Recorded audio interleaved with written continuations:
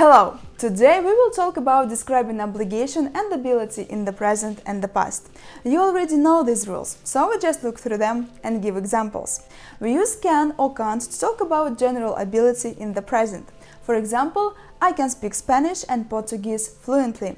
And we use could, couldn't and was or wasn't able to talk about general ability in the past. For example, she could read by the time she was 4. We use couldn't and wasn't able to talk about ability in the past on one specific occasion in negative sentences. For example, he couldn't answer the interviewer's questions. But we use only was able to talk about past ability on a specific occasion in positive sentences.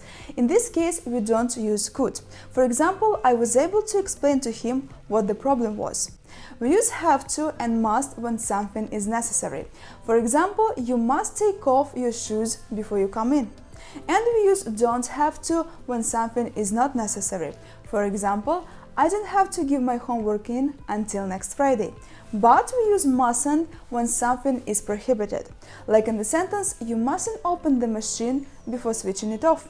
We use should or shouldn't when something is or isn't the right thing to do. You should apologize to him immediately. This is the right thing to do. They shouldn't close the shop so early. This isn't the right thing. We use had to when something was necessary. For example, we had to wait in a queue for hours before they let us in. We use didn't have to when something was not necessary and there was a choice. For example, I got a free ticket, so I didn't have to pay anything. There was a choice. I could pay, but also I could choose not to pay. We use should have when something was the right thing to do in your opinion, but you didn't do it. You should have asked me for a lift. Especially we use it when there is regret.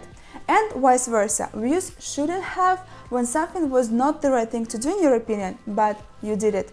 Like in the sentence, he shouldn't have worn such casual clothes to an interview.